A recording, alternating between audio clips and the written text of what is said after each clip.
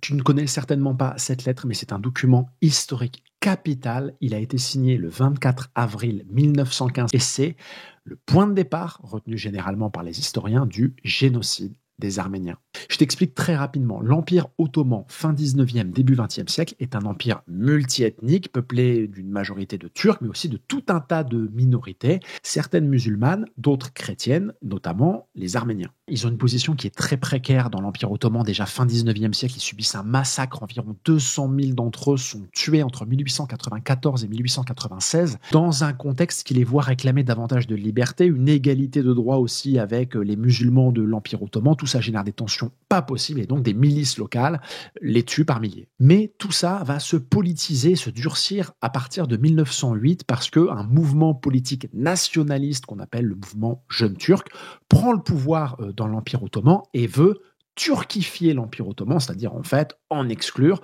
toutes les composantes non turques. La situation se dégrade tout de suite. 1909, massacre d'Adana, environ 30 000 Arméniens sont tués, encore une fois par des milices locales.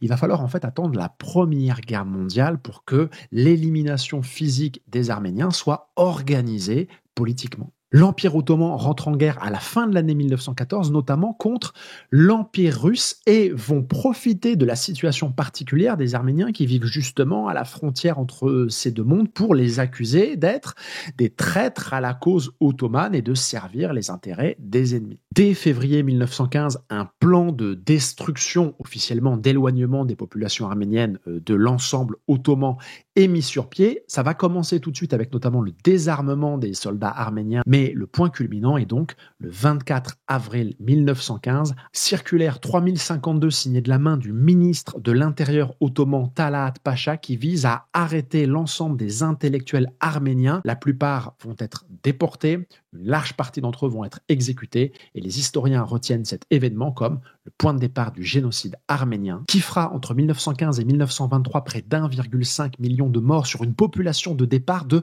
2 millions d'Arméniens. Exaction, massacre voulu, encadré, organisé par l'État. On dispose de preuves massives à ce sujet, notamment reprises et republiées récemment dans cet ouvrage par un historien turc. Massacre commis donc au nom d'un nationalisme turc dont se réclamera un certain Mustafa Kemal Atatürk, premier président de la République de Turquie à partir de 1923, ce qui explique pourquoi la Turquie contemporaine refuse de qualifier ces massacres de génocide, parce que cela voudrait dire que la Turquie contemporaine aurait été fondée sur la volonté politique de détruire physiquement un groupe humain. Or, c'est ce qui s'est passé.